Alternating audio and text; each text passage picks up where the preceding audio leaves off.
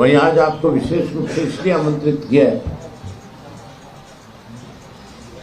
मेरे से भी पहले से इंडियन नेशनल लोकदल पार्टी को जब पार्टी का स्थापना हुई थी उस वक्त से पार्टी के संगठन को मजबूत करने में चौधरी देवीलाल के साथ भी और चौधरी ओम प्रकाश चौटाला जी के साथ भी, जिन्होंने लंबे समय तक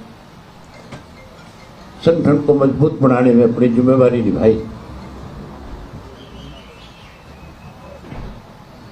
पीछे किसी कारणवश कुछ समय के लिए राजनीतिक तौर पे जिस तरह के हालात प्रदेश के रहे, देश के रहे, उनको देखते हुए राजनीति से उब चुके थे। लेकिन इंडियन नेशनल लोकदल पार्टी के प्रति सदा उनका लगाव रहा।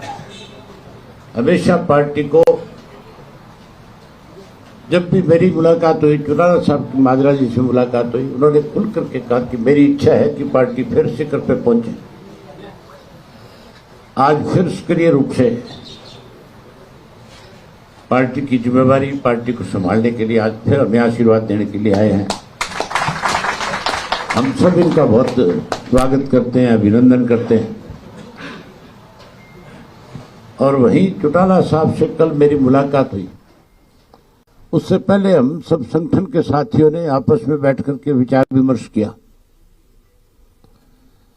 मैं माजरा जी से, मेरे बाई इलेक्शन में भी माजरा जी ने मेरी खुल करके मदद करी थी।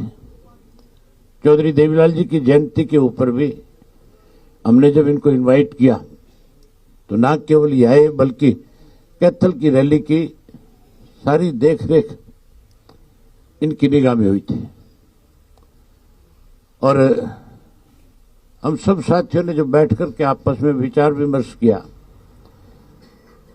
तो सबकी एक इच्छा थी, हमारी नहीं बल्कि पार्टी के, हमारे पूरे प्रदेश के जितने भी कार्यकर्ता और पदाधिकारी हैं, उन सब की एक इच्छा थी कि माजरा जी को फिर से बड़ी जिम्मेवारी पार्टी में सौंपी जाए ताकि संगठन को और ज्यादा मजबूती से आगे बढ़ाया जाए।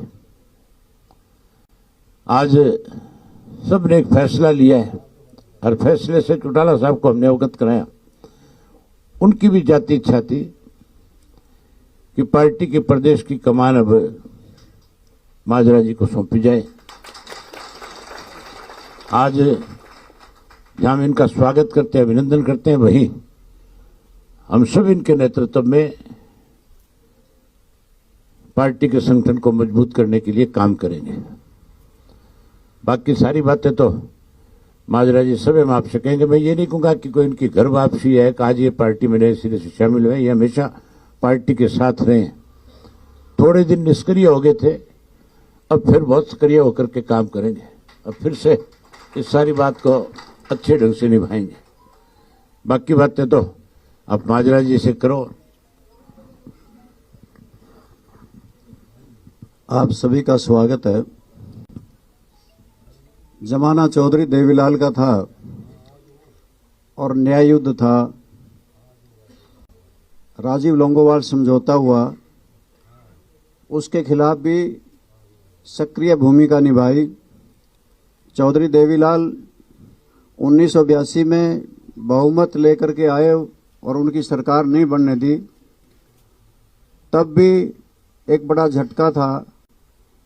तब भी हम चंडीगढ़ में बहुत बड़ा प्रदर्शन करते रहे और एक भी ना सुनी। और उसके बाद हम लगातार, चाहे कोई भी आंदोलन रहा, कोई जलसा रहा, कोई प्रदर्शन रहा, उसमें लगे रहे। चौधरी ओम प्रकाश चौटाला जी के साथ, चौधरी देवीलाल जी के साथ, और बढ़ चढ़ करके काम किया। ये ठीक है, परिवार में भी कुछ मतभेद हो जाते हैं। कुछ समय के लिए, 2-3 महीने के लिए ऐसा हुआ कि वो मतभेद हुए और अभय सिंह चौटाला ने ये चैलेंज कर दिया था कि 3 काले किसानों के कानून जो आए हैं, जिसमें एमएसपी नहीं रहेगा, अत्यधिक भंडारण की इजाजत बड़ी कंपनियों को दे दी और भू के मालिक बड़ी कंपनियां हो जाएंगी। इन्होंने कहा कि मैं 26 जनवरी तक अगर ये वापस नहीं लिए मैं इस्तीफा दे दूंगा और किसान आंदोलन में कूद जाऊंगा। 26 तारीख आई तो 27 तारीख को इन्होंने अपना इस्तीफा दे दिया और दिल्ली के चारों तरफ किसान बैठ गए और मेरे से भी फोन पे कहा कि आप इस बीजेपी को छोड़ दो, क्योंकि किसानों का आंदोलन पीक पे है और इसमें आपकी जरूरत है। मैंने तुरंत से आप सबसे मुखातिब होके भारतीय जनता पार्टी को तिरंगाजलि उसी वक्त दे दी थी और हमने पूर्व विधायकों ने स्वर्गीय श्री नफे सिंह राठी की अध्यक्षता में सब ने मिलकर के कोई 150-200 जाकर के दिल्ली के बैठे किसानों को समर्थन दे करके आए और उसके बाद उस किसान आंदोलन में भी अपनी भूमिका निभाई।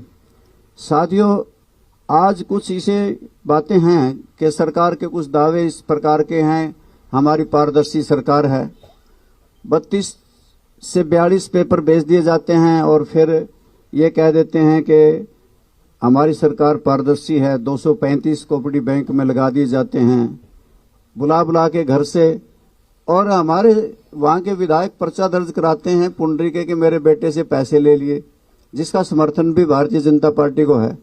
और इसी प्रकार से हमारे नौजवान बाहर जा रहे हैं, विदेशों में जा रहे हैं, ले दे के फौज थी उसमें भी अग्निवीर कर दिए और इन्होंने ये कहा विशेष तौर से कि किसान के लिए हम आमदनी दोगुनी कर देंगे। ना दोगुनी हुई, ना स्वामीनाथन योग की रिपोर्ट लागू हो उसकी, ना एमएसपी का कानून बना और जीएसटी भी किसानों पर ही ज्यादा थोपा गया और ट्यूबवेल के कनेक्शन लेने के लिए भी एक जटिल प्रक्रिया बनाई, जिसके वजह से ये किसान बहुत दुखी है, जवान दुखी है।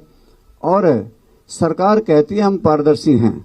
इस देश में चुनावी बॉन्ड का कितना बड़ा महा घोटाला हुआ है कि या तो ईडी का डर दिखा के या आगे उद्योग स्थापित करने के लिए, धंधे देने के लिए, ठेके देने के लिए इतना चंदा इकट्ठा किया गया, जो चुनावी बॉन्ड का बहुत बड़ा घोटाला आज भारतीय जनता पार्टी ने किया है।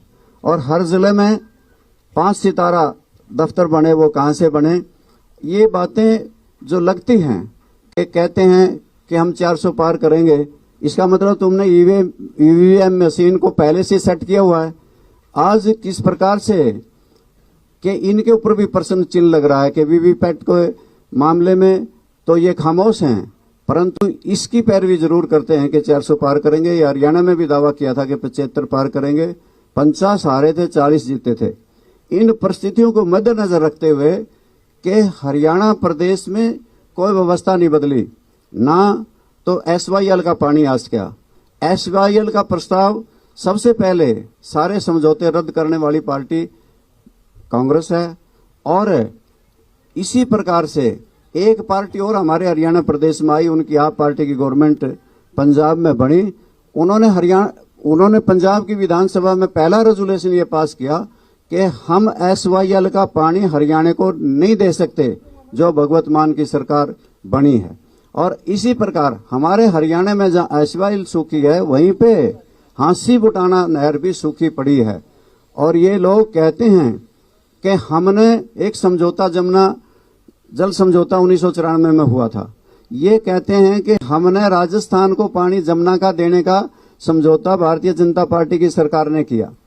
अगर बारिश के दिनों में पानी अतिरिक्त था तो वेस्टर्न जमुना में पैसा क्यों खर्च किया जा रहा है कि उसमें अगर ज्यादा पानी होगा तो वेस्टर्न जमुना को देंगे। अगर ज्यादा पानी था, अगर वहां पे पानी उपलब्ध था तो दादूपुर नलवी नहर को क्यों नहीं दिया गया? क्योंकि उसका भी ऑब्जेक्टिव खोदने का, बनाने का यही था कि बारिश के दिनों में अतिरिक्त पानी दादूपुर नलवी नहर में दिया जाएगा। अवेलेबिलिटी ऑफ वाटर के बारे में कोई स्टडी नहीं की गई, हाइड्रोलॉजिक स्टडी कुछ नहीं की गई। कह दिया कि 3 पाइप से राजस्थान को पानी जाएगा और 1 पाइप को हरियाणा के दादरी और भिवानी को पानी मिलेगा। ये फिजिबिलिटी है ही नहीं। हथनीकुंड बैराज से पानी आप जाके राजस्थान ले जाएंगे, ये संभव ही नहीं।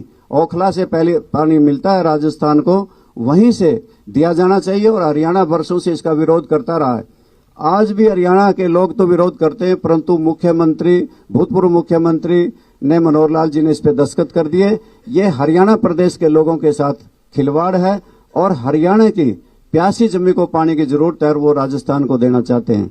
ये गलत है, फिजिबिलिटी ही नहीं है। ना हरियाणा प्रदेश को SYL मिली, ना हरियाणा प्रदेश में कोई हांसी बुटाना नहर में पानी आया, दादू पर नलवी नहर बंद कर दी और अब पानी राजस्थान को देने का समझौता कर लिया।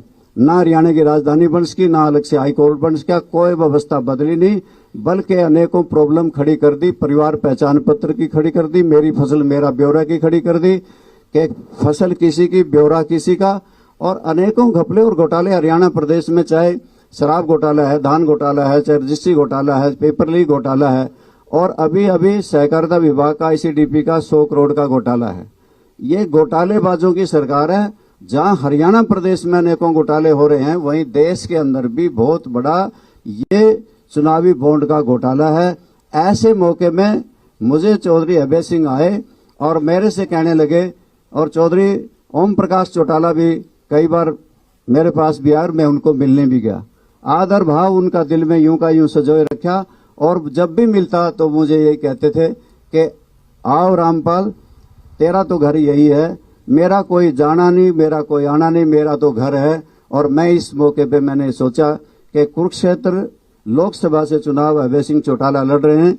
ऐसे मौके में किसानों के लिए इस्तीफा दे देने वाले, हरियाणा विधानसभा को ठोकर मार देने वाले, ऐसे मौके में हरियाणा प्रदेश की जनता की आवाज को हरियाणा की विधानसभा में बुलंद करने वाले, ऐसे मौके में कि वो लोकसभा का चुनाव लड़ रहे हैं, तो मुझे तुरंत से अभय सिंह चौटाला का साथ देना चाहिए। और मैं इस मौके पे, इसलिए अगर सत्ता की मलाई खाने की कोई चाहत नहीं, पहले भी ऐसा कभी सोचा भी नहीं। ये कोई लोकदल पार्टी में आज कोई ये भी नहीं समझ पा रहा होगा कि बहुत बड़ा फेरबदल होकर के सरकार बनने वाली है। नेक्स्ट भविष्य में कल क्या हो जाए, ये तो संभावनाएं रहती हैं। संघर्ष के बलबूते पे ही किया है, आगे भी संघर्ष को ही चुना है।